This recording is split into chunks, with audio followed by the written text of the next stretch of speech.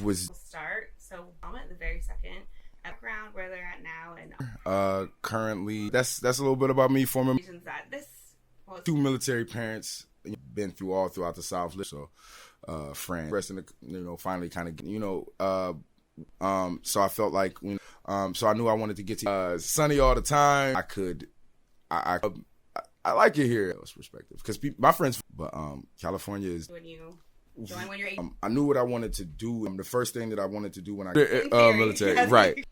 For my first duty, I had my military people, all different places, all different, having people from Cali I was basically just, so I was coming to get out of my experience. I'm kind of working, was never going to fit into, didn't go the way. Really empowering to be able to say that I was working on the military. Give you a lot of tools when you get out, depending upon where you live.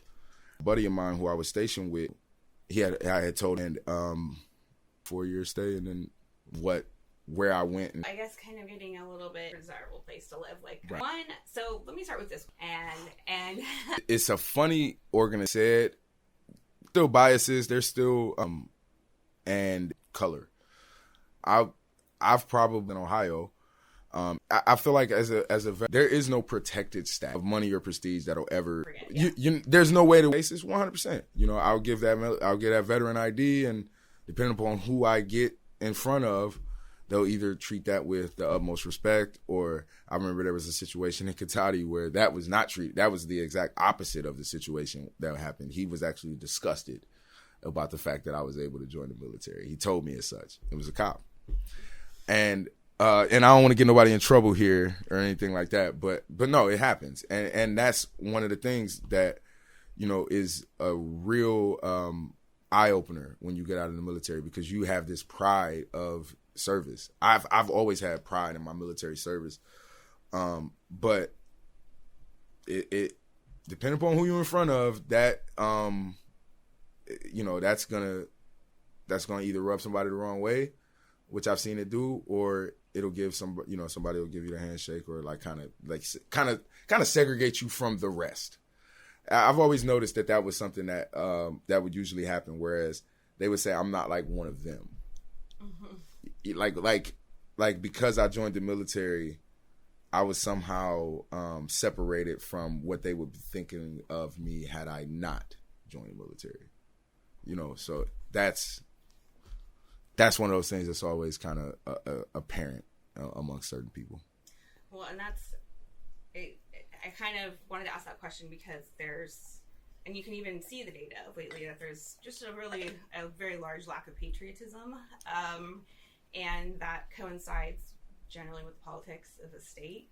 Mm-hmm. And so, I think it's always curious because in more liberal states, there's less patriotism and there's less support.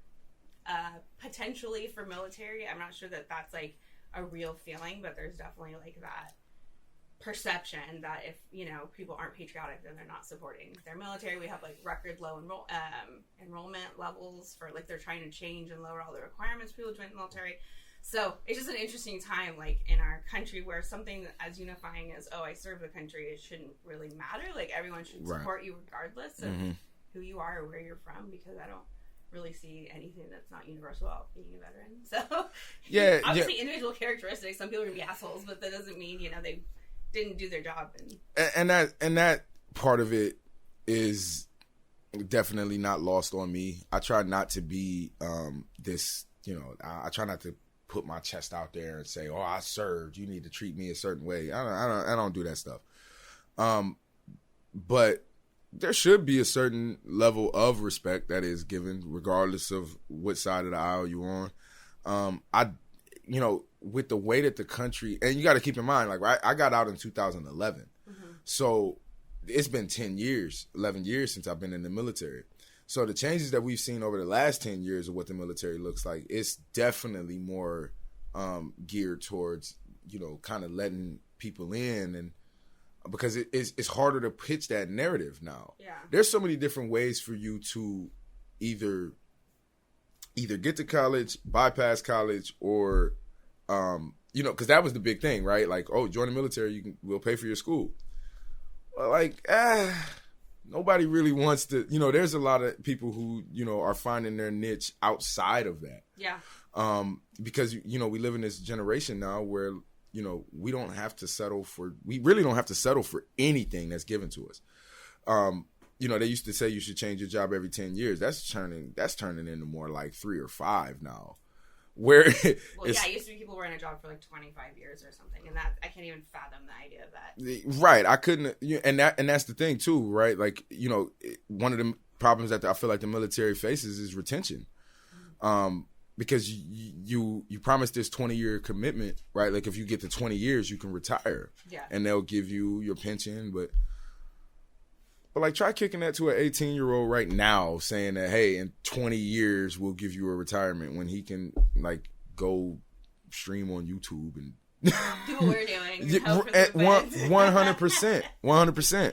I mean, and it's a different, and then with all the turmoil going on in the world, right? Like the news and just the political spectrum and what we're seeing from how that is portrayed, No, it's like, it's just, the politics right now. Like if you were to ask the average person, who they support and why, I mean, you can get a bevy of different answers from that, because I think a lot of people either don't pay attention enough or don't really care all that much. There's so many other distractions that keep you away from really knowing about that stuff. But the common answer is because the other person does this or is that or has done this or believes that. It's never like I support this person because they've, accomplished X, Y, and Z and have these. Right. It's always because it's not the other person. And so I feel like that's manifesting into people's day-to-day. Like that's not 100%. Even politics. Because how do you even function? I can't even imagine some of the kids now being in the military and even being told what to do, because it's this nonstop, just like, oh, well, I know better. I have instant gratification. I have, and so it's that politicization of like watering down how people think about everything. Oh, absolutely. Of where it's like, oh, well, I don't want to vote for you because of, I heard that you did X, Y, and Z. So I'm just going to vote for this other person, even though they're probably way worse. Yeah, I have no idea what they're doing. No idea. You know what I mean? And I feel like we've had a lot of that since, I mean, technology has improved. Clearly. It has become something that we rely, like for example, right? If I'd have told you 10, maybe think about 15 years ago. If I'd have told you 15 years ago, I'm going to put a tracking device in your hand. I am going to follow everything you do. I'm going to know everything about you. And listen. And I'm going to listen to everything that you say. If I'd have told you that 15 years ago, you'd have thought I was insane. But here we are both with iPhones sitting right here. I've always kind of been a little bit of a conspiracy theorist, so I wouldn't have called you insane. Right. But it's just sad that it's true now. You don't want to believe that it's so true. Yeah, right. We would have never signed up for that. That would have been on every news page. Like they're trying to, Big Brother is watching again. Or watching, period. Yeah, right? Watching. And for real this time. Right, for real this time.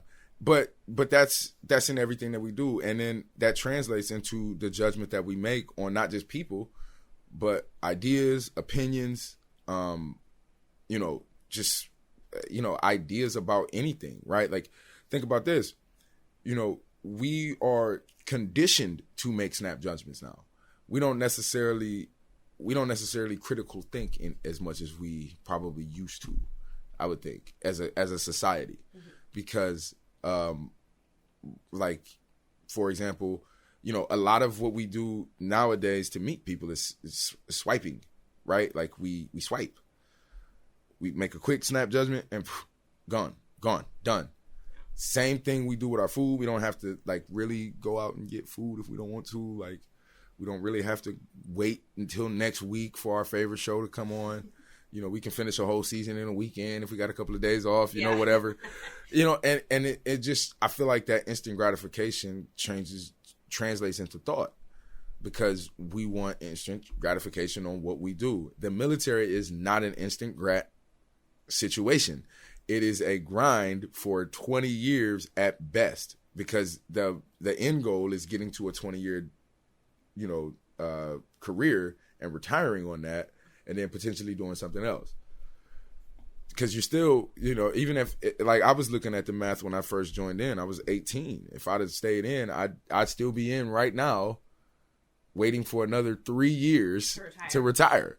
Yeah. And I would never trade the last, 10, 11 years of my life to say that, you know what I mean? Like, it would never be it would be a no-go. It would be a non-negotiable. Well, I don't like to be like a doomsday thinker. And yes, I'm over 35 now, so I refer to people that are under 30 as kids. Mm-hmm. Mainly under 25. Sorry, y'all are kids now. It's a couple of 40-year-olds I refer to as kids, if we're being honest. There's those too. But I think everything actually in life, whether it's relationships or a career or an education, is a long-term commitment. Mm-hmm.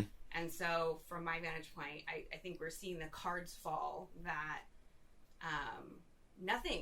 there's not really such a thing as instant gratification. It's like you're constantly seeking something faster and faster and faster. Yeah, certainly certain things you can get quickly, like fast food, and then it completely deteriorates the whole country's health in 15 years. Right. Now, but so that's what I'm, just from me personally, like, I'm really worried about the future stability of just even the humans in this country, because this came up on my last episode too, because we talked a lot about college and schooling, and now that a lot of the requirements are being removed so that everyone can go to college, and I'm not saying that people shouldn't have access to college, but I'm also saying that a society this large is not going to function well if people don't play different types of roles. So 100%. And so I'm worried to see, because we're basically saying, okay, well, you don't have to try as hard to get into college, so everyone can go to college, and we're going to give it to you for free. But then doesn't that just change the baseline? Like, that's high school. Well, right, and we don't teach enough in high school to prepare because for life, because we assume that you're supposed to go to college. Well, I can speak for when I was 18, right? That was the whole thing. Go to college. You have to go to college. In order to do this, you have to go to college. You have to go to college. We're starting to find that's really not true. You come out of college with a bunch of debt and really, a bunch of cool party stories, and that's about it. And there are those who apply themselves and they go kill it and they go do great work. Percentage that was going before. Right. Doctors, lawyers, engineers. Boom. Those folks are going to be those folks regardless. But for the person like myself, like, where I didn't have any real strong passions about doing one thing or the other, right? If it was up to me, I'd have been a basketball player, but 5'8" isn't necessarily going to cut it as a shooting guard. So, but you go to college and even like my college experience, I feel like was the military. That was that 5 years that I spent trying to learn myself, learn what I'm good at in the world, learn what I can be good at, learn that I can be taught. We're not getting that anymore. We're getting these instant gratification situations where as soon as we do something, we want something back. As soon as we do it, we want it back. That's just not how life works, unfortunately. There's times where you have to put in a certain amount of effort and a certain amount of work and a certain amount of financial, there's a financial obligation to want to be better at something. And I don't think the current college structure is going to continue to. I don't see how you can continue to sustain it.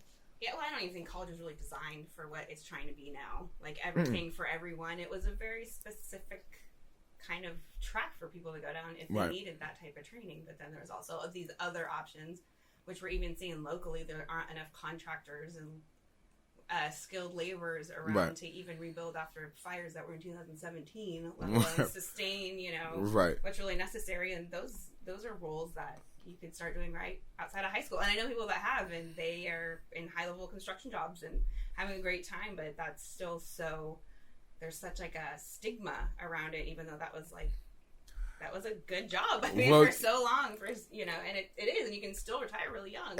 And to that point, like, when we were talking about the whole Ohio versus California thing, right? Like, you grew up in California where there's money everywhere here. Mm-hmm. There's somebody doing something, and they didn't necessarily have to go to college to do it. in a lot of cases. Maybe they did, and that helped them. That helped them learn more about their business or what they wanted to do in life. But they didn't necessarily have to do that. In Ohio, it's more blue collar, where there's skilled laborers and people who want to like really put their hands on things. And that's really the only thing that you have out there, unless, I know a bunch of my friends working in warehouses and things like that.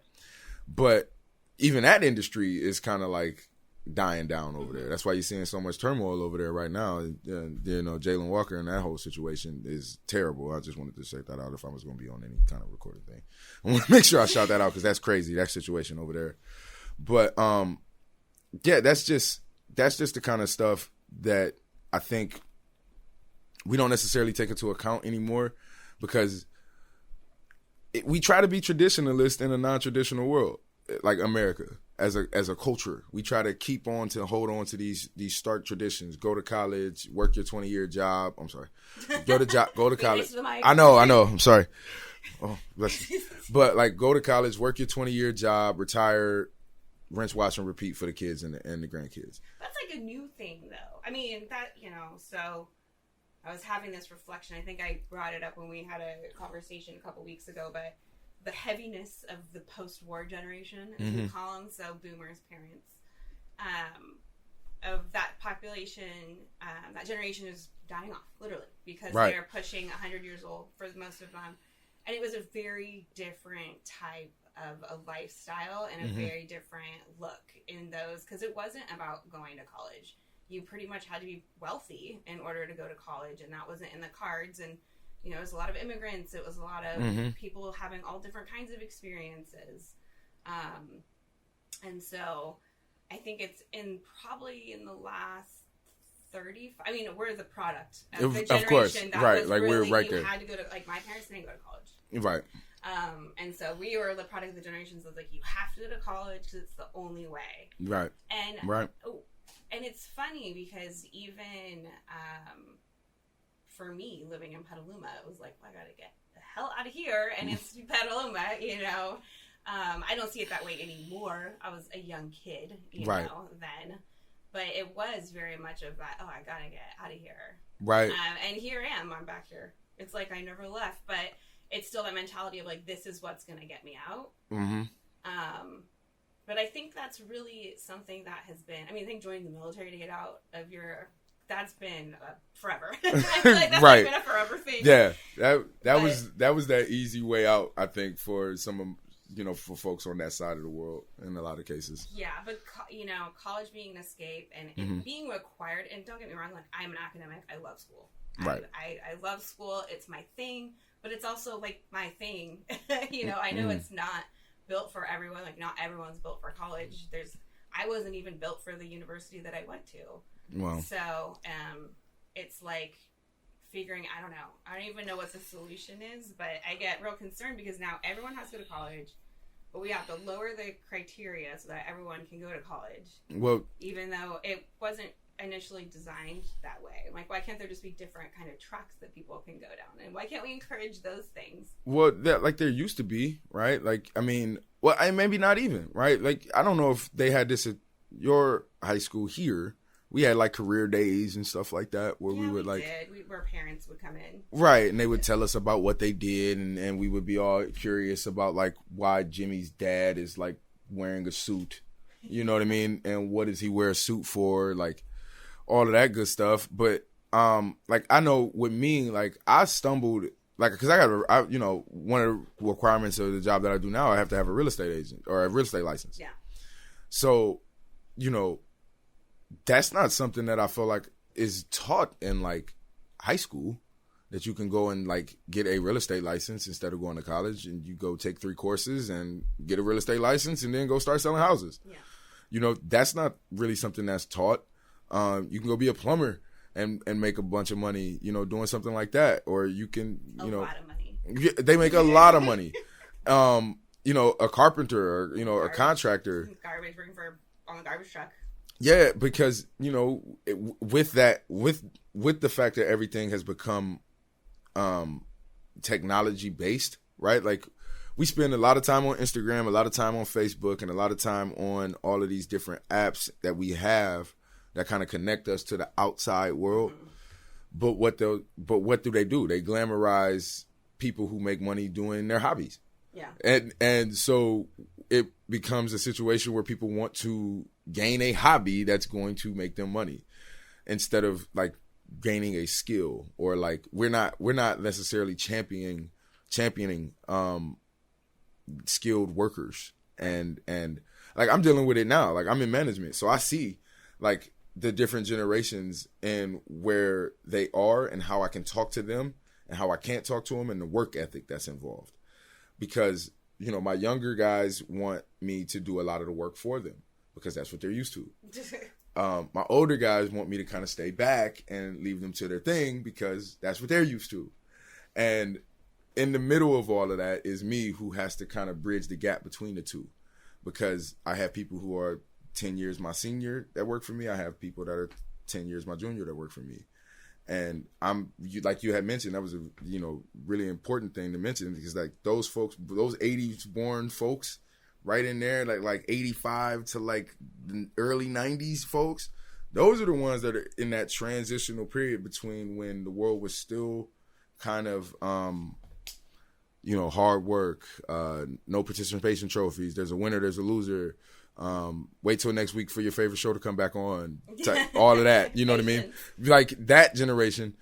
And then there's this new generation, like my sister's generation, where like everything is just right here, accessible, and everything should be made easier for us. And there's two schools of thought on that. Like I don't necessarily agree that everything should be made easier, but I don't necessarily agree that, you know, the same traditional trek that we took is the best way to go about doing anything. Because I didn't do that. Like I joined the military, floated around for a couple of years, trying to just survive in this expensive place called California. I remember getting off the plane and going to buy like toiletries, and it was like $10, and I'm like, what have I done? This place is expensive, so much tax. But you get to a situation where, like, you know, I find this thing that I think I can be good at, this real estate, and it's all about me having conversations with people. I'm in sales, so I'm, you know, conversations with people is kind of my thing. But that's a dying art for a lot of the younger. I don't know. How do you feel about that? I mean, obviously we're on this. Yeah, I do. I do think it is. I mean, first off, people don't even want to do this. They don't even want to sit and have a conversation. Nobody talks. Like, it's like you see me messing around with my phone. That's because I'm controlling the camera. Right, right. I'm at the stage of my life where I would 100%, if I didn't have to use my phone for anything all day but music, I'd be completely happy. Yeah, like just listening to podcasts or music or whatever. Right. Yeah, I mean, I think it is. Sales is actually a really interesting one because this lack of a communicate, because sales is its own type of communication. Mm-hmm. It's very strategic communication. Absolutely. But if people can't even communicate at its, and I'm in communications, so it's right. Like this is definitely something that, and I sit very often in the same place you are, of where I have people that are, you know, been around a lot longer than mm-hmm. I have in a career, in work, that have certain communication styles. And then there's kind of the middle, and then there's the younger kids. Right. And then there is some fluidity, because in parts of the business, in certain sectors of mm-hmm. the economy, I would say, there's this idea that we have to accommodate what the new people coming in want. Like that has to be the first, where I'm kind of like, well, we need to find a middle ground mm-hmm. because, you know, I'm all about innovation and change and tweaking things and making things work, but I'm not all about an organization having to completely change all of its strategy to, you know, work for a certain subset of staff. Because if you work for a large organization, you have all different people from all different walks of life that are working for you. Mm-hmm. But yeah, as far as sales, as far as like having those conversations, I mean, if politics is any indication, I mean, politics used to kind of, they used to even have to have a little bit of charisma and a little bit of sales and a little bit of self-branding. And now it's just noise. It's really become that, especially on the political spectrum. You start to see people like, I mean, love them or hate them, politics or not, Donald Trump becoming the president is really an indictment on what our culture has become. Yeah. Because here it is, he's a celebrity. He's essentially just a celebrity businessman. no strategy, no plan. With no plan, no strategy. He didn't really, but he knew how to market himself. He knew how to brand himself. He knew what to say and when to say it to who. That, that's it. You got to commend that. I mean, he attained the highest honor of this country. He's the president. He was a former president of the United States and could potentially be one again. But to that point, right? Like you talk to a younger person, like a 22 or even 25 and below. It's a much different conversation than you talking to somebody who's like 45. Yeah. Or 65 or 85. Or 85 or, whatever the case may be, because there's that art of being able to just sit down and have a talk. The new generation of people, and this is kind of something that you touched on earlier, like what does the future look like? Because that's what I'm worried about too. I'm worried about what that future looks like. What is the 15-year-old 15 years from now going to look like, act like, sound like, be like? That we're going to be dependent on them taking care of us. You know what I mean? Yeah. Like, and then the 20-year-olds, what are the 20-year-olds 20 years from now going to be? The 21-year-olds, the young leaders of the country, what are they going to look like 20 years from now? Are they going to be subject to the technology that we've created that has kind of stolen a bit of our humanity from us a little bit? Mm-hmm. Because, we, like, there was a time where you could walk into a coffee shop and just have a conversation with somebody. You wouldn't even know them.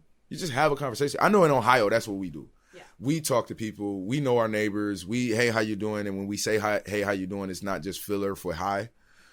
We actually sit there and have the conversation. That's not the impression that I get in the bigger cities that I've lived in. It's really kind of high and by. And then even then, it's like in the last, I probably say like 10 years or so, conversation has just changed. A lot of our conversation we do via texting. And texting is the worst form of communication imaginable. There's no feelings. There's no context. There's no inflection. There's no way of knowing what the other person on the other side of that screen is viewing that as. And I think, with just how we kind of market humanity these days, as far as like feelings and there's no place for feelings. There's no place for, it's like, it's a different world we're headed to. There isn't though, but that's right. What's confusing. It is. It very is. Because it very much is. To some extent, everything is making everyone feel safe and welcome and happy and healthy. But then at the same time, there's not an expression of true feelings. Like, I don't even know how to describe it because it's like so split of where a lot of the messaging, and I'm going to call it that, messaging, right, is around be who you want to be, feel how you want, we're going to make a safe space for you so you can do and feel however you want, and then the rest of the world is going to change based on those feelings. Right. But then on the other hand, it's actually like we're not teaching kids to be emotional or have relationships or communicate or, develop any sort of long-term relationships and any sort of that sensitivity. Or tolerate opposing viewpoints that don't, you know what I mean? Yeah, right. That is the biggest thing that you see, right? Like with all the people, and look, here's the thing. Like I'm one of those people. Like, hey, you should be able to do within reason whatever you want to do. It is a free country. You should be able to do and express your freedoms however you see fit. But so should the person who disagrees with you. Yeah, exactly. You can't have it both ways. So it's like if they can't speak their truth and you can speak yours, then we're almost suppressing that, right? And there was a time, like, and I say it all the time. I say it's California, but it's really more of an idea about the world, because I'll tell people, oh, I'm not from Ohio or I'm not from California, so I don't know how to talk to y'all out here. Because I grew up a little bit more confrontational, a little bit more willing to call you out on BS. Mm-hmm. If you were a jerk, you would hear that you're a jerk. It wouldn't be that, well, he's a jerk, but, maybe we could just, he's okay. Oh, it's okay. Or even like, and I don't know how much I want to say, but like the whole thing with like my younger guys, right? Like, for example, one of my younger guys, he was, trying to get him to come to work, right? Like, just come. And that's a whole different thing with like how, during the pandemic we had, folks just getting paid to stay at home, and I didn't agree with that, but it's like talking to him to like make him understand the responsibility of coming to work and being present and showing up and being there for your teammates, being there for your management, and like having a certain level of pride and responsibility in that, right? Being a part of a team. Being part of a team, and honoring a commitment that you made by signing up, right? Like, we don't give you something, you earn something. That is not a concept that resonates with that person. And like, that's kind of a new age kind of thing, right? Where it's like, I'm here, give me everything. Yeah, I'm alive. I showed up to the party, I want all the favors. But that's just, I don't think that, and I hate to be the get off my lawn guy, because I definitely understand it, right? I understand why that makes sense, because if you hand me something that I could do everything I want to do with, like I can look up the gross national product of China right now. Like, not that it matters, but I mean, I could do it, right? Like, I could do a lot with that device. And if I'm living everything through this, and I'm looking at social media and I'm looking at Facebook, and they're telling me, well, they're spewing some kind of meme that says, what is your job doing for you? The millionaires don't sleep. All of it, like all of these like nonsense statements that, when you feed into all of that stuff, it's hard to kind of get up and listen to somebody telling you like, hey, you got to show up here. Like, you got to do this. But I don't know. I think we're headed, and it's not all doom and gloom. I think what we're learning through our advancements is that, things can be easier. Things should be easier. But we still got a long ways to go, because I think, we just seen a bunch of stuff politically that just is like, takes us back like 50 to 100 years. Well, and I think in general, and even the response to that was such a level of like, I was so frustrated just because of the response that people had that was not actually based in what was going on. Like, regardless of whether you agree or disagree with what the Supreme Court did, at least understand what it means. Right. So that when you're coming back, because, everyone's an advocate now. Everyone's an advocate. They used to be a special thing, and now everyone's an advocate. Everybody is. So just making sure, and I think that that's the issue, is that, yeah, we have so much access to information, but we have too little access to experts. No. And and COVID really drove that home, especially. And absolutely. I'm sorry, I will say it.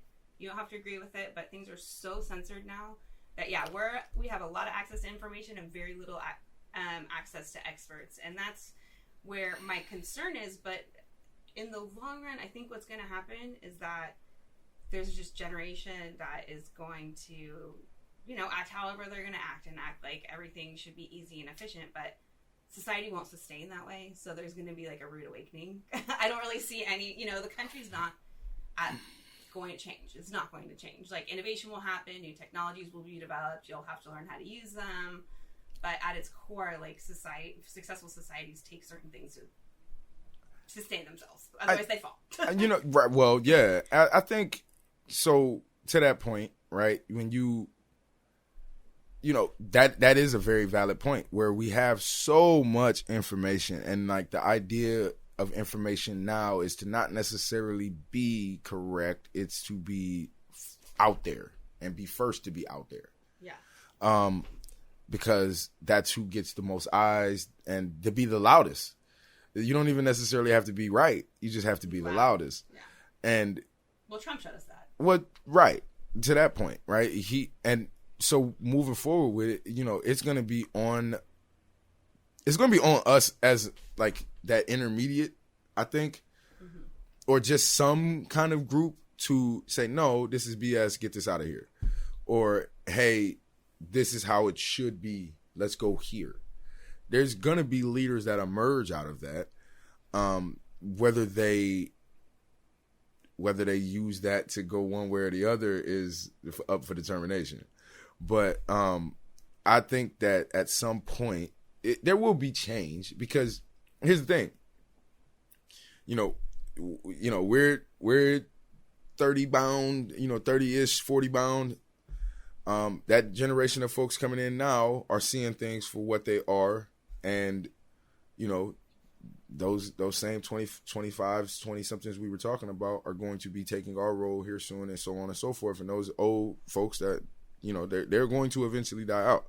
Now, what they leave behind, we keep the good, take away the bad. You would hope that is how it goes, but I think with the track that we're on, I think it's going to get a lot worse before it gets better. Yeah. Unfortunately. Well, and I don't think it's all bad too. I mean, it's not like there's plenty of people out there, especially young people, that were even, kind of like how I felt I was when I was that age. Just kind of seeing through the BS. But we didn't grow up as so intimately involved with screen time and social media. Right. Social media, MySpace and high school or whatever. Right. But you didn't even have all that interaction that you have now. So that's where, and that's not hurting just young people. That's hurting everyone. It's I think so. People's brains are boiling inside their heads. Like, that's hurting everyone. And then you have these, like, especially with the Facebook and Twitter and Instagram in particular, like, you have these, like, echo chambers, essentially. Because they're only going to show you what you like to see. Or it's going to make you angry if you're Facebook. Well, there you go. Yeah, man, if I never have another Facebook argument in my life, I will be the happiest person on my in the world. But especially when you kind of a person like me, right? Like, I'm kind of a in the middle, right? Like, I would say that I was super liberal at one point, but really not understanding what that meant. I just agreed with the people who I thought were cool. Then you started making money, and you're like, wait a minute, now I need to be an adult. Right. I became a fiscal Republican very fast. Because it's like, wait a minute, whoa, what is this? Who's FICA? No, but all of this other, like, no, but it's just one of these things that you kind of like, as you grow older, I don't want to say old, but as you grow and acquire all of these new things and these new experiences and this new information about life, your opinion should change based on the facts. People just have opinions just to have them now. And, you almost are forced to be able to say something. And it doesn't necessarily have to be the thing to say. You just are forced to say something.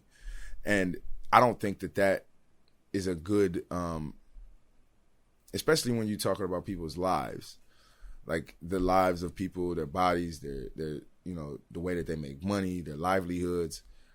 We have to have adults in the room and somebody willing to go across the aisle and say, like, hey, this is not right. This is not working.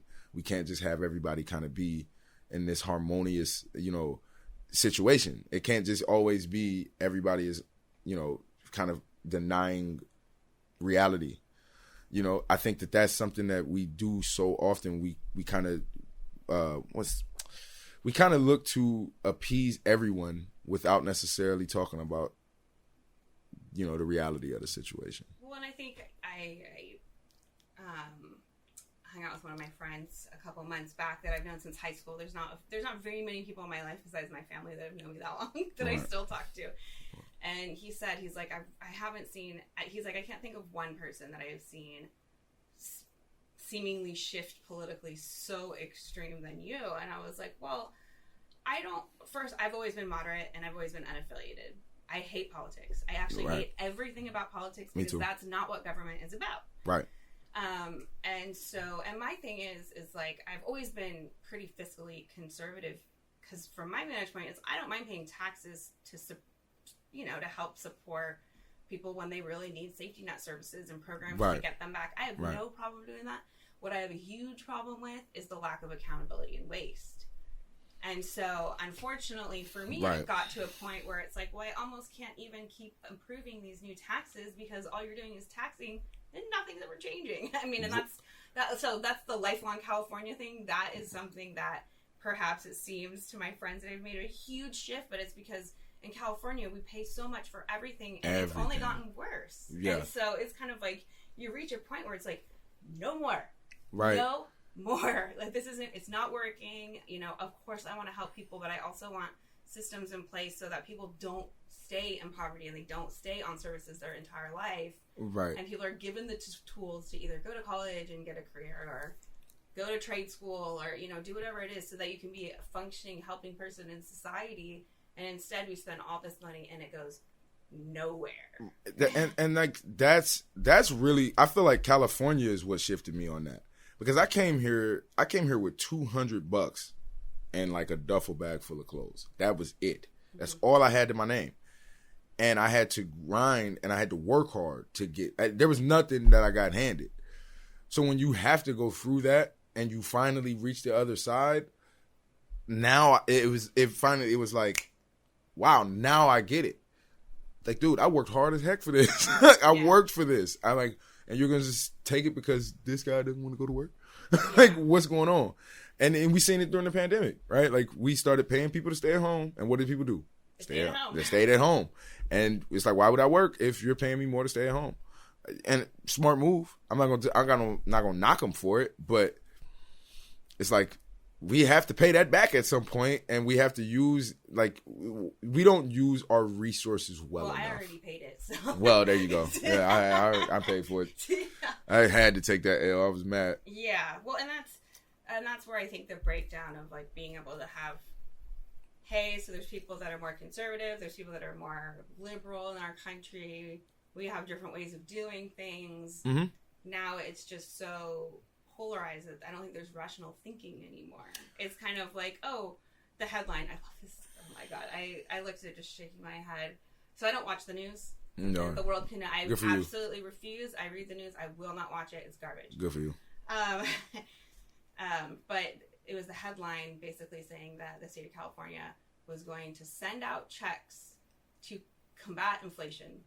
Yeah, I've seen that. If you understand anything about basic economics, it's going to do the complete opposite because that's not how inflation works. And so it's that kind of thinking of, and I don't know, and it's hard because it's a complex issue. Like, yes, people are struggling, but what's at the core of that issue? Is it because other countries and big holdings groups own all of our housing and our housing complexes that aren't lived in? Is that part of the housing crisis that no one wants to talk about? Well, that's just like one example of but the core issue isn't that people need to make more money, because that's clearly not solving. People don't, people can pay more and more taxes, but it's not going toward anything. Yeah, it's putting us in this like holding pattern, essentially, of the more money we make, the less our money is worth. And the worse the conditions are. Yeah. Frankly. Right now, I don't know, in California, a lot of my friends are leaving that make a good income. They are leaving California. And I love California and I love this area, but you do start to ask yourself, like, how much worse does it have to get? And I can't speak to the rest of the country because I don't live in the rest of the country, but I know quite a bit about living in this state and just even in this area. Yeah. Of how much things have changed. Right. And on the one hand, it's like the median household income in California is like 65, maybe it's 75,000 now. If that. But but when you talk about like the median house price in Sonoma County is like 850,000.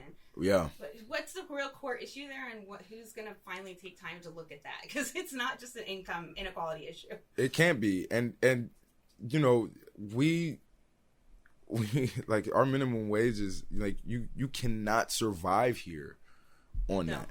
You can't survive.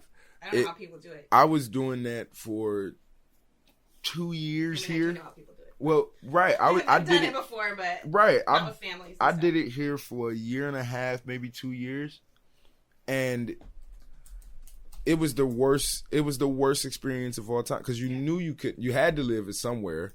Like the average rent price is anywhere from $800 to $1,000.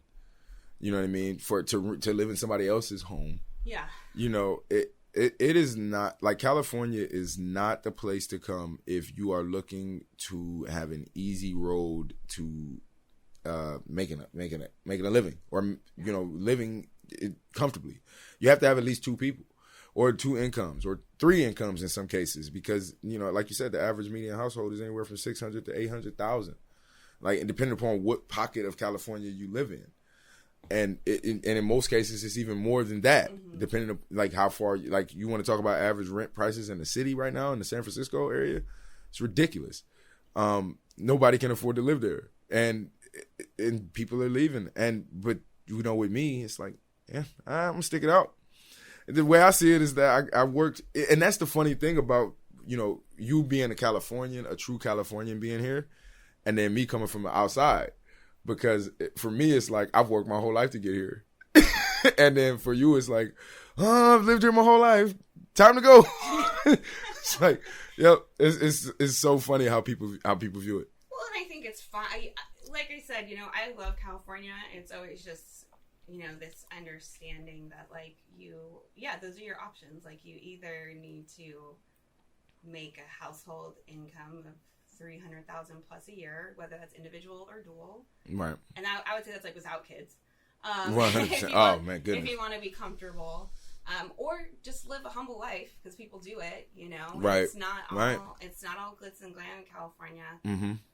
I don't know if it's as desirable now as it used to be. Maybe people from other countries, but I would be interested to know how desirable it is to come to California. I'm sure LA is still Hollywood, and I'm sure San Francisco. I don't know what people hear about San Francisco. I mean, I have family in other states that are just like, is what's going on in the Bay Area? Is it a war zone or? Well, right. And San Francisco is a really weird city. It is. Having worked down, not that I work down there, it's you get to see all different aspects of it, because there are beautiful and amazing parts of San Francisco that are absolutely incredible. Good luck trying to live there, if you're not like making, like you said, like 300, half a mil, something like that. But there are those parts. But then there's those parts that, you got to watch out for it, right? Like Tenderloin, there's, it's not as desirable. That's not the California that people get marketed. But, I feel like, the more... there's just not enough opportunities down there for folks to make the type of money that they need in order to live there. Will that change, or will it get worse? I don't see it. I don't see it getting better in the interim, right? Like in the short term, that's going to be a project. That's going to have to be something that takes a lot of time, because again, like, living up here, like Petaluma, I wouldn't mind. I love Petaluma. Petaluma is amazing. It's kind of the best of both worlds. Yeah. A little dab of urban. Yeah. Mostly suburban. Right. A little country. You're right. Close enough to the rest of the Bay Area. Yeah. I mean, it's a very good, place to be. It has that small town feel. Like I used to call it, because there's a place in Ohio. I spent a lot of time in Stowe, Ohio, right outside of Akron, little suburb, and Petaluma kind of reminds me of that, but it's just the weather is a lot better, way better. No, I've had a couple snow days. Oh my goodness! But if they like any snow sticks on the ground, then like everything has to stop. Yeah, Petaluma, they shut down the world here. People can't even drive. Yeah. Oh, and that's another topic for another day with the rain and how you guys have Californians drive in the rain. But just wait till it starts raining again. Oh my goodness! So long. Oh, and we need that. But it's definitely different. Because the people who I know that are from here are always talking about getting out, going somewhere cheaper. The people who I know that didn't, they are always motivated to make sure that they can stay. And I don't think that changes, because there's going to be every day there's going to be somebody new who wants to come to this state. That is, and there's going to be at least a small segment of the community that wants to come back to the state. I think I seen a stat somewhere, and don't quote me, but I think I seen a stat somewhere that said it was about 30,000 people a month move here. There are some that neighborhood of people try to move here, and maybe like more than half of those go back because they can't afford to stay here. But that's why I'm not trying to sell the dream, man. You're gonna work your ass off if you want to stay in California. It is a grind. It made I love this state for providing me the opportunity to learn what it took to make it somewhere. Mm-hmm. Like, I had moved around in so many different places that, if I wanted to go back to Georgia, I know I could. If I wanted to go back to Ohio, I know I could be fine. If I wanted to go to Huntsville, Alabama, where I got family living there, I know I could do it. But I used to always say this because they would ask me, because when I was climbing the ranks in my position, and now being in leadership, they always ask me like, oh, why didn't you stay in Ohio? Why didn't you do this? And I was like, Derek Jeter could have been a star anywhere, but he was a star in New York. That made a difference. I like that. This is your tagline. That he could have been a star anywhere, but he was a star in New York, and it made a difference. Like I'm being in California, I could have easily, been over to Ohio and done real estate and been fine, right? Like I got family there, got people who will help me out there, but I wanted the challenge of being able to make it here. And is that going to be a challenge at some point that can still happen for people outside? I don't know. I don't know if a lot of people could even, stick that part out, because it was a bunch of times where it was just like, man, I don't have no money. I don't know nobody here. I got to go. But, I don't know if it's, I think in today's day and age, like you would go try to find something like something different to make it, supplement the income. There are other ways that you can do that now. But I just don't see how that changes anytime soon. Like, because it's not going to get cheaper to live here. It's not going to get cheaper to live here, and more people are going to come. And that comes, like, circles all the way back, is how, not even in California, just in other parts, I think California is particularly rampant, but if people aren't willing to put work in anything in life, then, like, what is that really gonna, what's that gonna look like? Because it doesn't matter what technology you have or what day and age we're in, it's gonna take a long time of hard work to make money and to keep money. Yeah. And yeah, I'm the first person to say money isn't everything, but it is an important thing to being able to live and have house insurance and take care of your family. Absolutely. And absolutely. You happen to need a lot more to be in this state, and that takes a lot of hard work. I'm from here, but it is not, it's not foreign to me, like the amount of work and the amount of time it took. Oh yeah. To really get some stable footing. Yeah. And it wasn't easy, and it was, about renting a room in someone else's house, even though I had family the next city over. It's like, well, that's not what this is about. Right. That's not the point. It's about the it's about trying to figure out how to make it work. And don't get me wrong, I've had support. That's like one of the major reasons I've been able to be successful, is having some of that internal safety net support, if you will. Right. But it just takes a lot of hard work, and I see it among my peers. It's probably the people that I hang out with. I don't know. I hang out with people that really worked very, very hard, and a lot of my friends tend to be older than me, so they're at a little bit different time period. But it also seems like there's a lot of people out there that don't want to work as hard, because like I said before, I will work hard. I will pay taxes to take care of people that in emergency situations don't have the internal safety net, right, or are disabled, or need social support, or have severe mental illness and need to be taken care of, and don't have, like, I am happy to pay taxes for all of that. What I'm not okay paying taxes for is people that just don't want to work.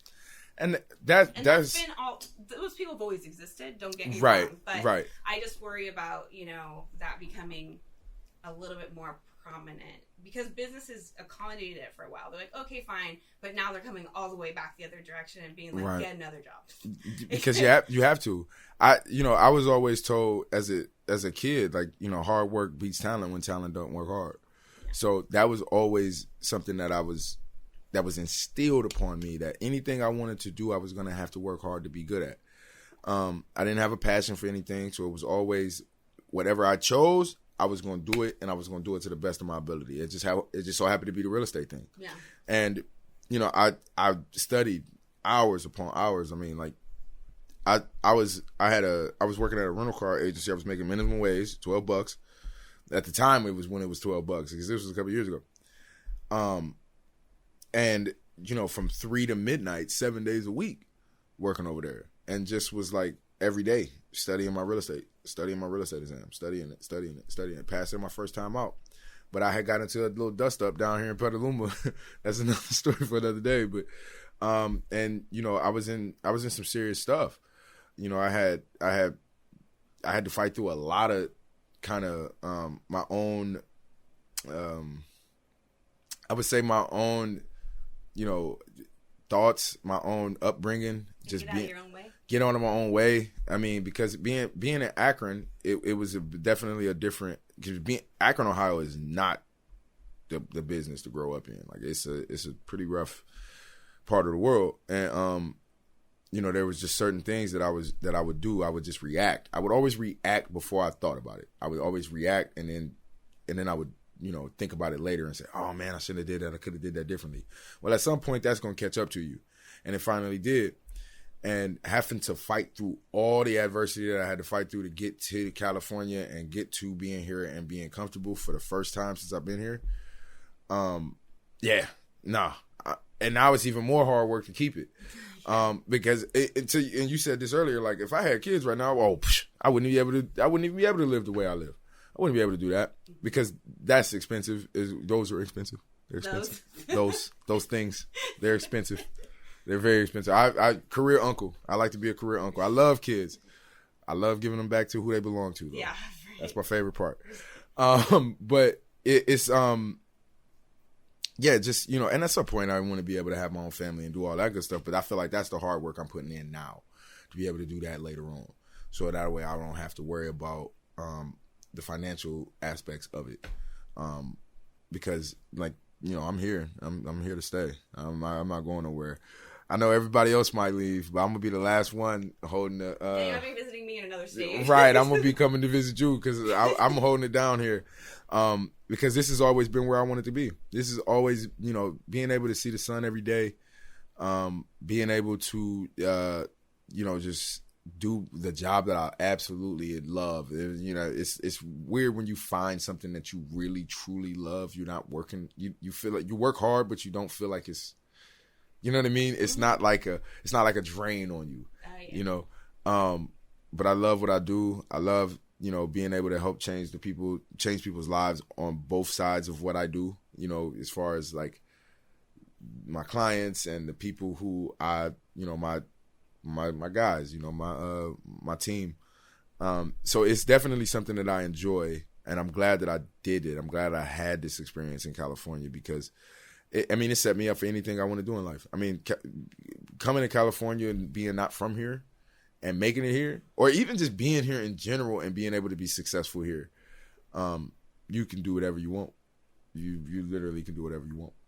Yeah, I always say that the only place I'll live in California is Petaluma.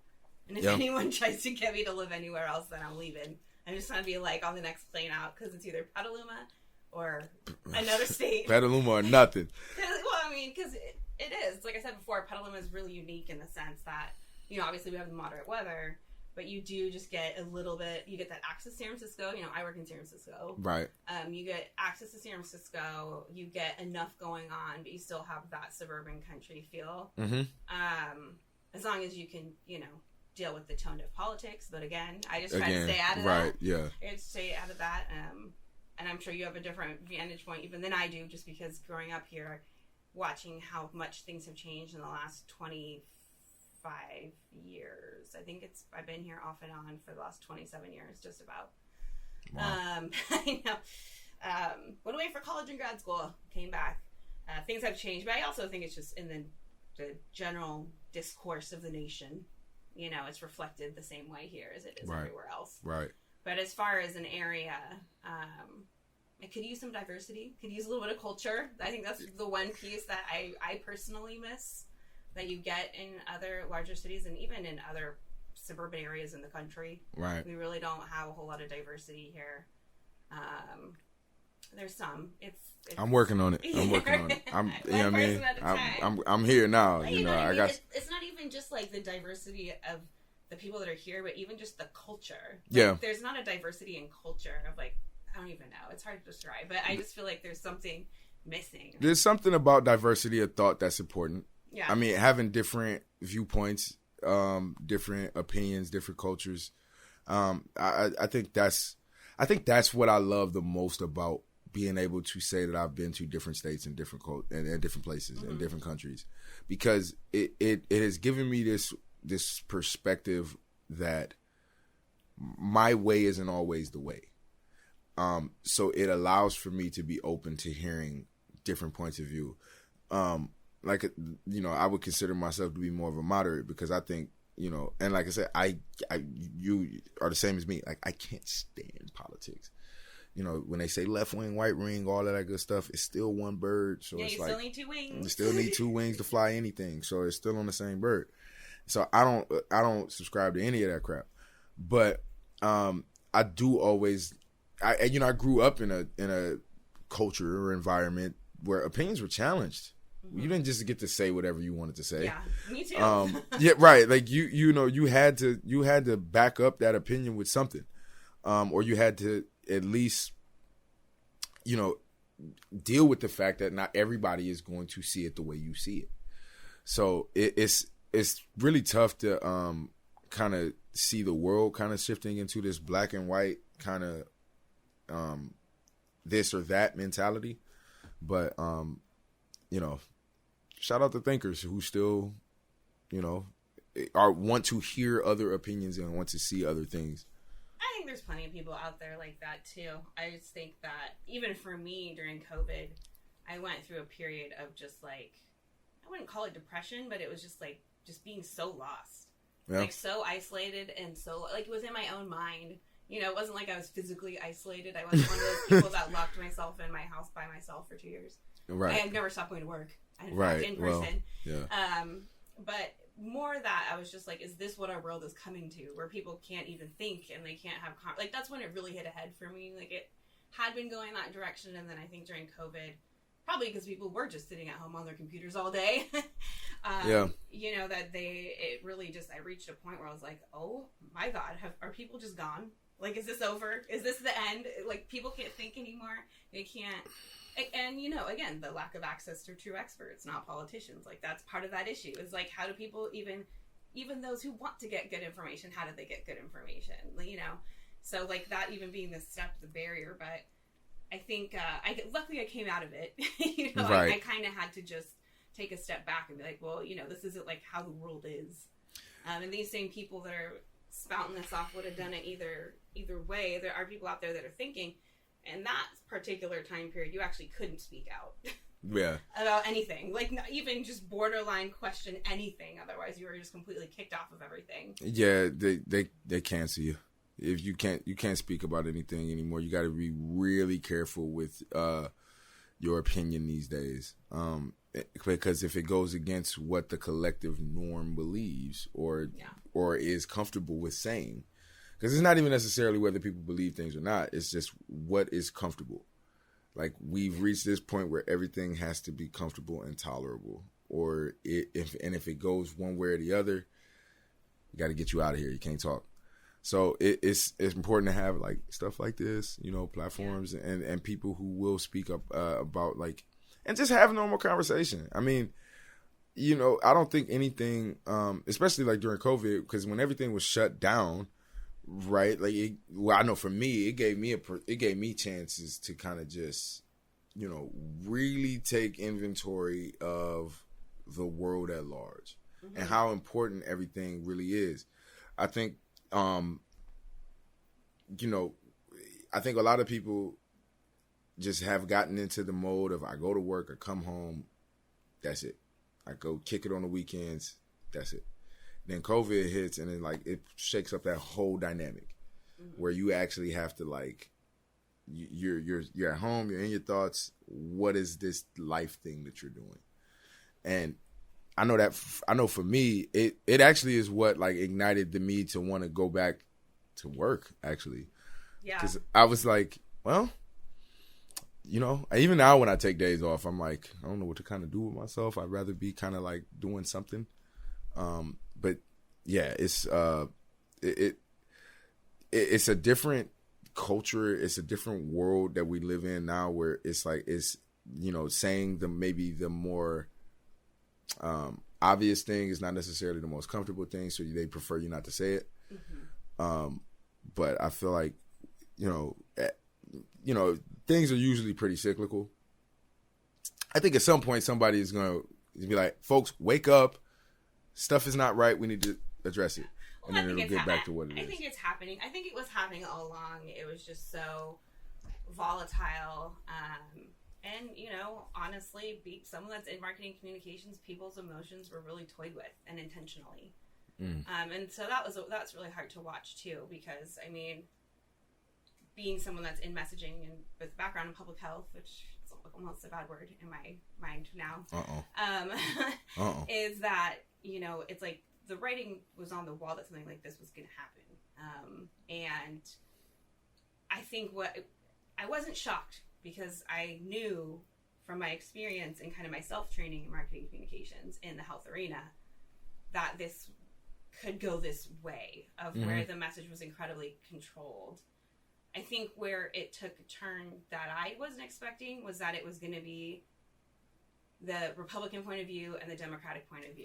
Right. And that's how you make your life decisions. Like, you're talking about your life and your family's health. And you're going to say, oh, well, I have to do what the Democrats are doing because I'm a Democrat and that's what's righteous. And that's both sides. You know, it doesn't matter which side. And so you took this issue, which is a public health issue, which we all knew were going to happen. I have a book, it's The Coming Plague. That book was written a decade before COVID happened. Wow. And it's talking exactly about how the United States is not prepared. And we were even, like, more ill-prepared when COVID hit than we were a decade before COVID happened. And so this wasn't, like, a shocking thing that was going to happen. I think it was shocking to me that all of a sudden it was like, this is the answer, and this is it. And, like, we're still in California. Like, we're almost still in COVID times where, like, half the country is not.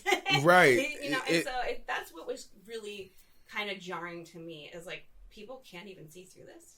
Absolutely. They can't see through. Like, I don't care if you want to wear a mask everywhere you go in a car by yourself driving down the street. I don't care. That's your choice. I always laugh at those folks. I was like, what are you doing? Don't push that on me. Right. Because that shows that you have a lack of understanding of the disease. And we all did in the beginning. It was scary. No one really knew. Now, many conversations with many doctors and public health professionals right at the beginning were like, well, I don't think shutting down is really going to be the answer. Right. It's not going to make this virus go away, and it's just going to stop the economy. But, you know, we'll just keep doubling down on it. And that's the thing, right? Like, and how much of the information that you're getting is factual? You know, when you talk to people who are in the field, that's one thing. Yeah. But when some idiot gets on Instagram and starts, like, spouting off stuff that just is not true, you know, but you got to think about who's the audience that he's reaching, right?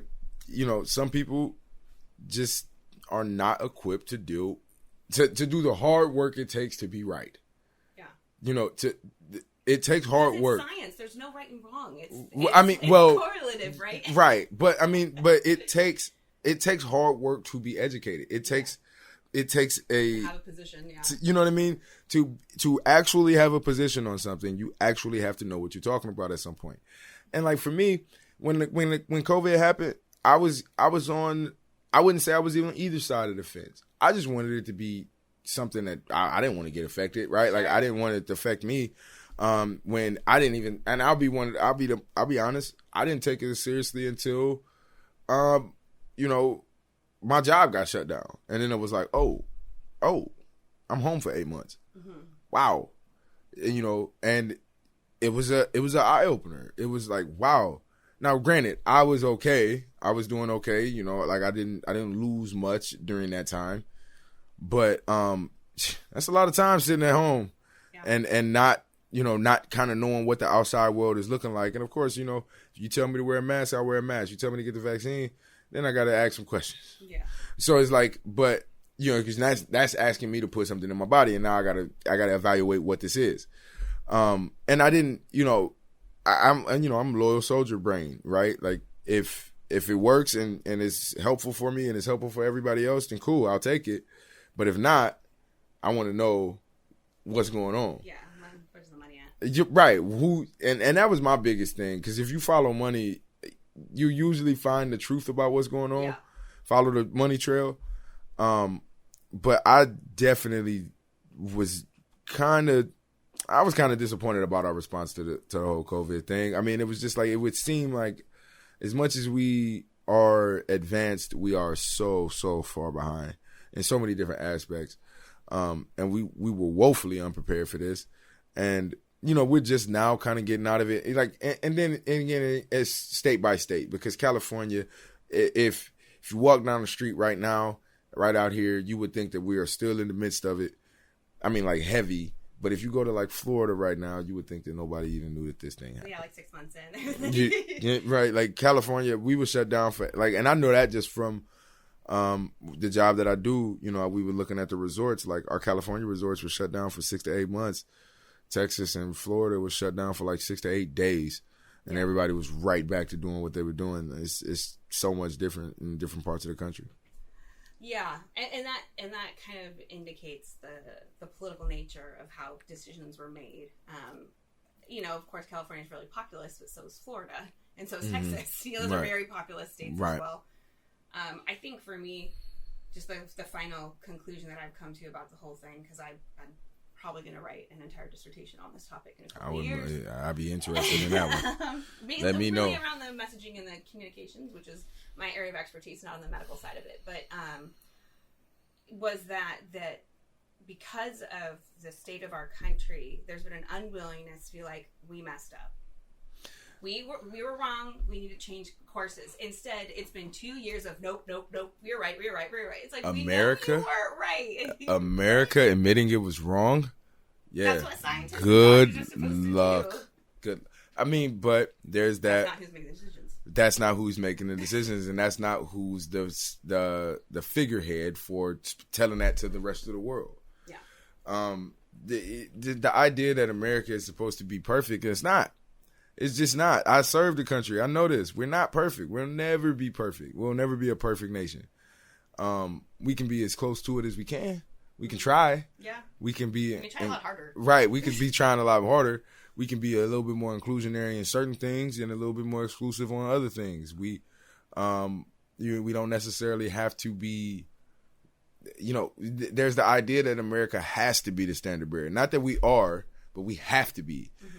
And we were not. We were woefully unprepared for COVID, and it showed. And we are still recovering from it economically. Oh, and we will be. It will be we're recovering from this thing for like at least another, I don't know, probably like 5-10 years at least.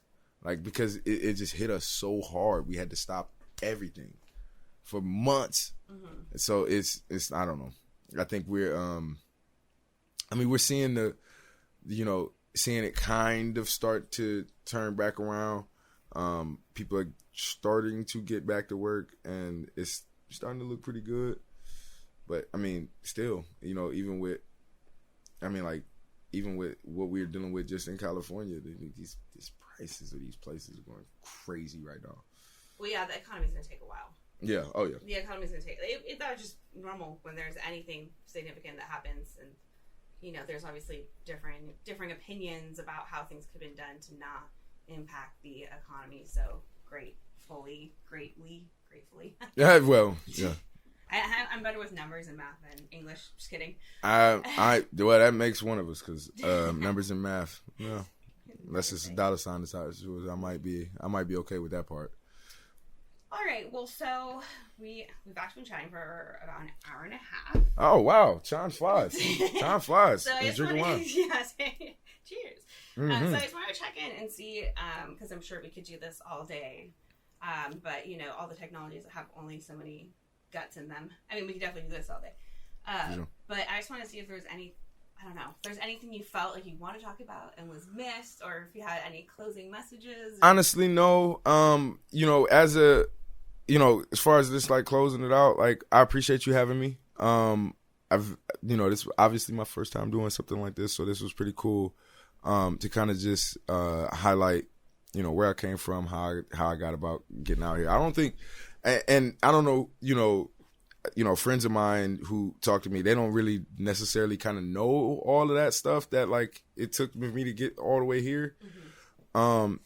So it's been cool. This was a good experience, and I'm glad to be a part of this. This is really cool. I'm glad to see you doing your thing. Yeah. Well, thank you for coming in. And I guess I will close it out. I know I'm just trying to get hot in here. I know, right? I know. I turn the AC off. This house was built in 1928. There's no AC. Well, that's old Petaluma houses. So That's anyway, nice. Yeah. So as a closing, thank you everyone for joining. So I keep saying it's the goal to release this show every other Thursday. So just find me on Buzzsprout, and then the videos are always on YouTube. So I'll make sure that that's all known. If you want to be on, I have the whole call-in system figured out now too. So we're set up. Nice. I have all the friends all over the world, really, but all over the country. Awesome. So we're all set up. So yeah, thank you again. Awesome. Thank you. Thank you for having me.